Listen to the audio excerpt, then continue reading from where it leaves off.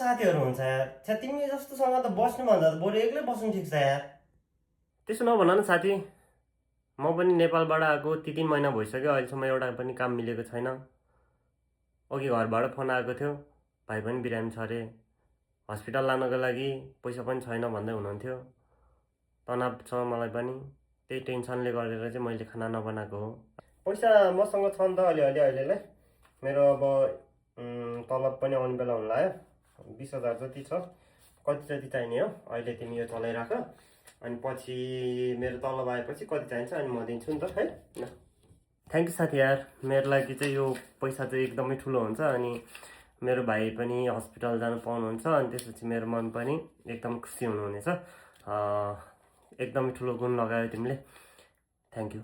Thank you भन्नु पर्दैन नि साथी, हामी परदेशीहरूको लागि साथी भनेको नै आफ्नो परिवार जस्तै हो नि त।